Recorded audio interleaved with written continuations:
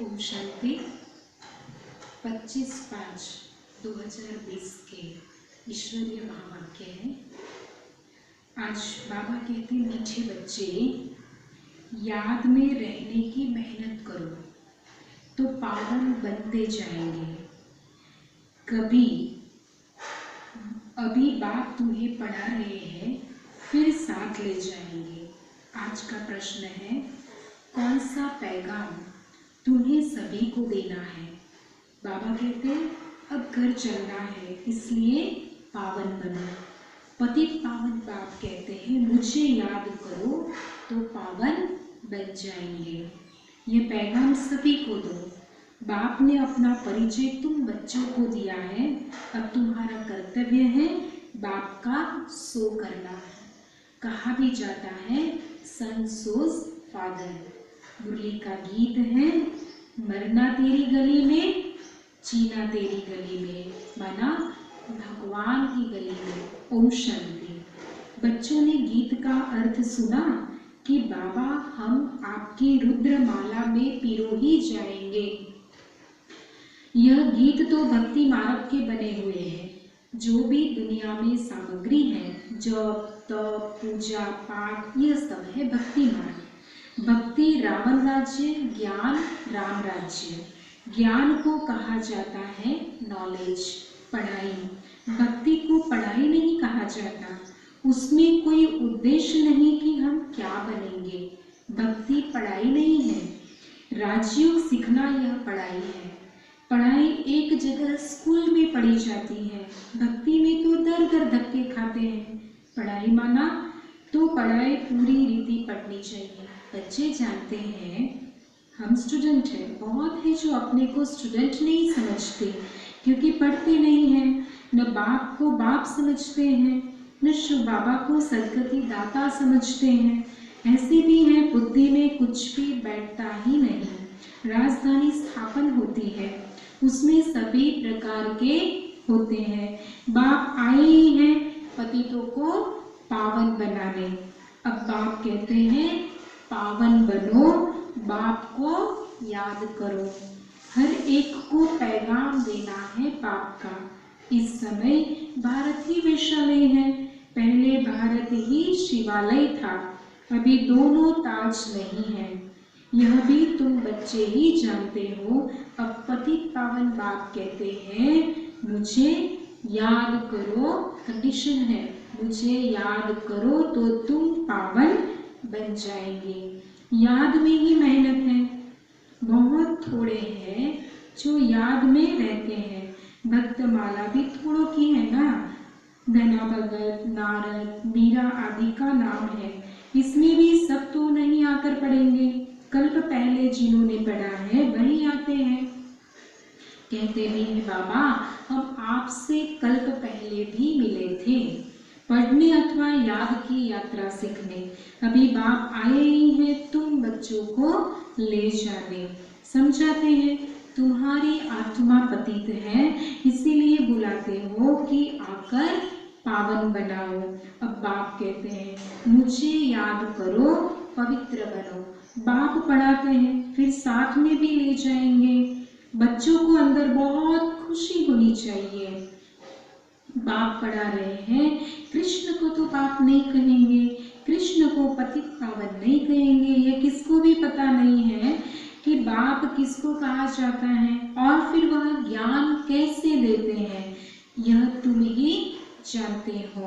बाप अपना परिचय बच्चों को ही देते हैं। बाप कहेंगे, सन सोज फादर।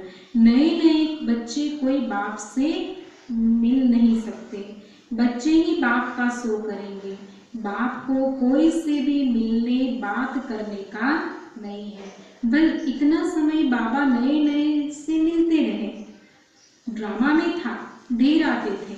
मिलिट्री वालों के लिए भी तो बाबा ने समझाया है, उनका उद्धार करना है, उनको भी धंधा तो करना ही है, नहीं तो दुश्मन वार कर लेंगे। सिर्फ बाप को याद करना है। गीता में है, जो युद्ध के मैदान में शरीर छोड़ेंगे वह स्वर्ग में जाएंगे, परंतु ऐसे तो जा न सके। स्वर्ग स्थापन करने वाला भी जब आए तब ही जाएंगे। स्वर्ग क्या चीज है यह भी कोई नहीं जानते हैं। अभी तुम बच्चे 5 विकारों रूपी रावण से युद्ध करते हो। बाप कहते हैं बच्चे अशरीरी भव, अपने को आत्मा निश्चय कर मुझे याद करो और कोई ऐसे कह न सके। सर्वशक्तिमान एक बाप के सिवाय कोई को कह नहीं सकते। ब्रह्मा विष्णु शंकर को नहीं कह सकते। ऑलमाइटी एक बाप ही है। वर्ल्ड ऑलमाइटी अथॉरिटी, ज्ञान का सागर एक बाप को ही कहा जाता है। यह जो साधु संत आदि है वह है शास्त्रों की अथॉरिटी।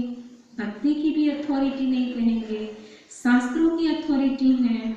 उन्हों का सारा मदार शास्त्रों पर है। समझते हैं भक्ति का फल भगवान को देना है। भक्ति कब शुरू हुई, कब पूरी होनी है यह पता नहीं। भक्त समझते हैं भक्ति से भगवान राजी होगा, परंतु वह किसकी भक्ति से राजी होगा? जरूर उनकी ही भक्ति करेंगे तब तो राजी होगा ना। तुम शंकर की भक्ति करो तो बाप कैसे राजी होगा? क्या हनुमान की भक्ति करेंगे तो बाप राजी होगा? दीदार हो जाता है, बाकी मिलता कुछ नहीं। बाप कहते हैं मैं बल साक्षात्कार कराता हूँ, परंतु ऐसे नहीं कि मेरे साथ आकर मिलेंगे। नहीं, तुम मेरे साथ मिलते हो। भक्त भक्ति करते हैं क्यों? भगवान से मिलने के लिए। कहते हैं पता नहीं भगवान किस रूप में आकर मिले, इसीलिए उसे कहा जाता है ब्लाइंड फेथ। अभी तुम बाप से मिले हो, जानते हो वह निराकार बाप जब शरीर धारण करे तब ही अपना परिचय दे कि मैं तुम्हारा बाप हूँ। 5000 वर्ष पहले भी तुमको राज्य भाग्य दिया था, फिर तुमको 84 जन्म लेने पड़े। यह सृष्टि चक्र फिरता रहता है। द्वापर के बाद ही दूसरे धर्म आते हैं, अपना अपना धर्म आकर स्थापन करते हैं। इसमें कोई बड़ाई की बात नहीं है। ब्रह्मा की बड़ाई तब है कब? जब बाप प्रवेश करते हैं। नहीं तो यह भी तो धंधा करता था, इनको भी थोड़े ही पता था कि मेरे में भगवान आएंगे। बाप ने प्रवेश कर समझाया है कि कैसे मैंने इनमें प्रवेश किया है, कैसे इनको दिखाया। मेरा सो तुम्हारा, तुम्हारा सो मेरा। अपने देख लो, तुम मेरे मददगार बनते हो अपने तन मन धन से, तो उनकी एवज में तुमको यह मिलेगा। बाप कहते हैं मैं साधारण तन में प्रवेश करता हूँ, जो अपने जन्मों को नहीं जानते, परंतु मैं कब आता हूँ, कैसे आता हूँ, ये किसको पता नहीं है। अभी तुम देखते हो साधारण तन में बाप आए हैं, इन द्वारा हमको ज्ञान और योग सिखला रहे हैं। ज्ञान तो बहुत सहज है।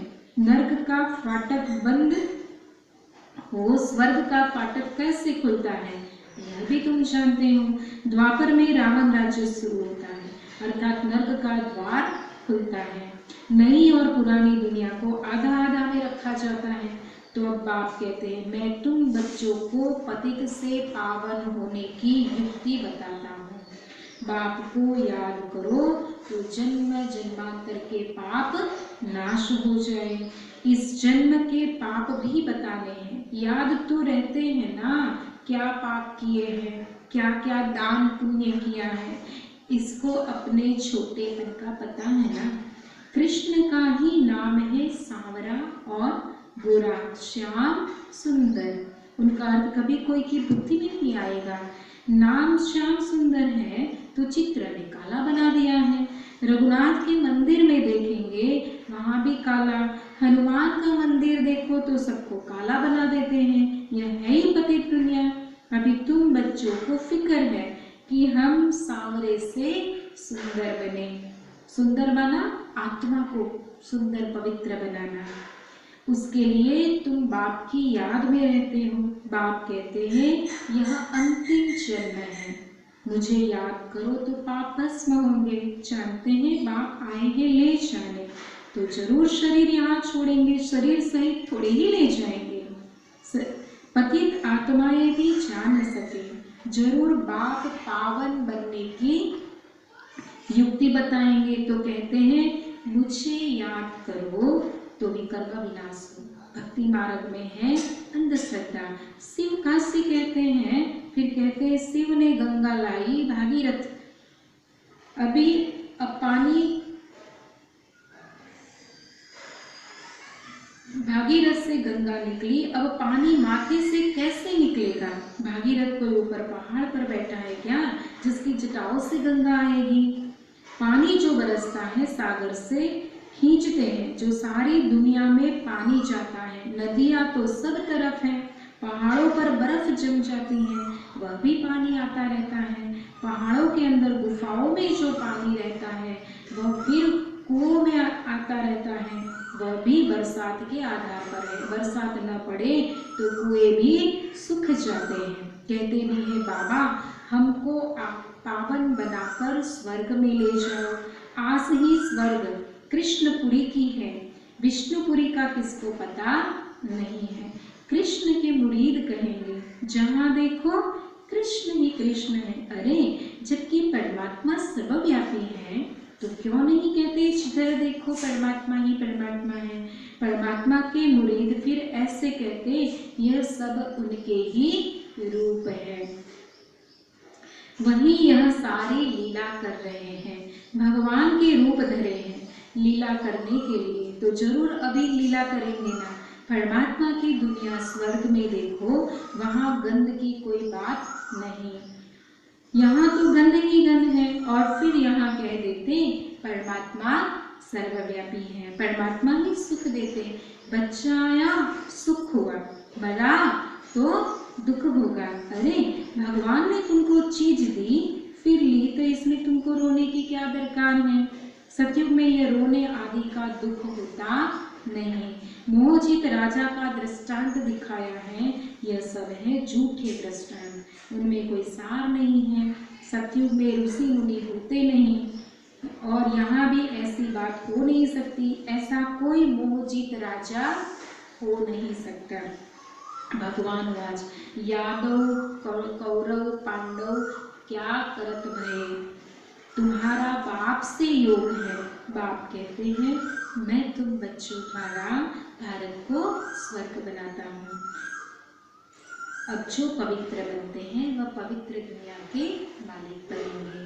कोई भी मिले उनको यह बोलो, भगवान कहते हैं मामेकम याद करो, मेरे से प्रीत लगाओ और कोई को याद न करो। यह है अव्यभिचारी याद, यहाँ कोई जल आदि नहीं चढ़ाना है। याद करते थे ना, गुरु लोग भी कहते हैं मुझे याद करो, अपने पति को याद नहीं करो। तुम बच्चों को कितनी बातें समझाते हैं, मूल बात है कि सभी को पैगाम दो। बाबा कहते हैं मामेकम याद करो। बाबा माना ही भगवान, भगवान तो निराकार है। कृष्ण को सब भगवान नहीं कहेंगे, कृष्ण तो बच्चा है। शिव बाबा इसमें ना होता तो तुम होते क्या। शिव बाबा ने इन द्वारा तुमको एडॉप्ट किया है, अपना बनाया है। यह माता भी है पिता भी है। माता तो साकार में चाहिए ना, वह तो है ही पिता। तो ऐसी ऐसी बातें अच्छी रीति धारण करो। तुम बच्चों को कभी किसी बात में मूंझना नहीं है, पढ़ाई को कभी नहीं छोड़ना। कई बच्चे संगदोष में आकर रुठकर अपनी पाठशाला खोल देते हैं। अगर आपस में लड़ झगड़ कर जाए अपनी पाठशाला खोल ली तो मूर्खपना है। रुठते हैं तो पाठशाला खोलने के लायक ही नहीं। वह देह अभिमान तुम्हारा चलेगा ही नहीं, क्योंकि बुद्धि में तो दुश्मनी है। तो वह याद आएगी, कुछ भी किसको समझा नहीं सकेंगे। ऐसे भी होता है जिसको ज्ञान देते हैं वह तीखे चले जाते हैं, खुद गिर पड़ते हैं, खुद भी समझते हैं मेरे से उनकी अवस्था अच्छी है। पढ़ने वाला राजा बन जाए और पढ़ाने वाला दास दासी बन जाते हैं, ऐसे ऐसे भी हैं। पुरुषार्थ कर बाप के गले का हार बनना है। बाबा जीते जी मैं आपका बना हूँ, बाप की याद से ही बेड़ा पार होना है। अच्छा, मीठे मीठे सिकिलते बच्चों प्रति माता पिता बाप दादा का याद प्यार और गुड मॉर्निंग। रूहानी बाप की रूहानी बच्चों को नमस्ते। धारणा के लिए मुख्य सार है। पहली पॉइंट, कभी किसी बात में मुंझना नहीं है। आपस में रूठकर पढ़ाई नहीं छोड़नी है। भगवान का ज्ञान नहीं छोड़ना है। दुश्मनी बनाना भी तो देह अभिमान है। संग दोष से अपनी बहुत बहुत संभाल करनी है।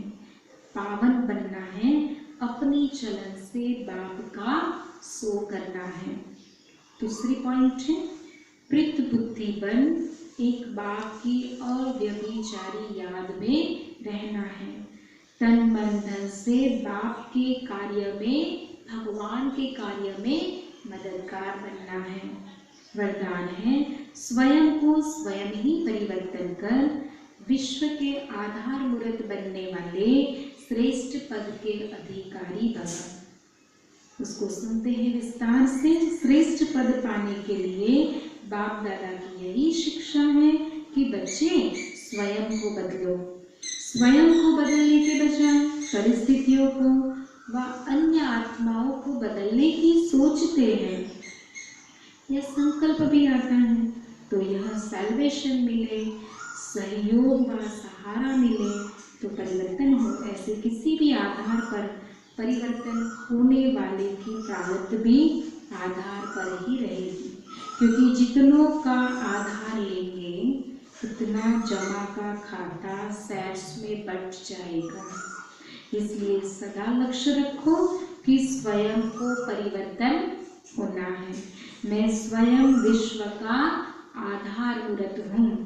आज की मुरली का स्लोगन है, संगठन में उमंग उत्साह और श्रेष्ठ संकल्प से सफलता हुई पड़ी है।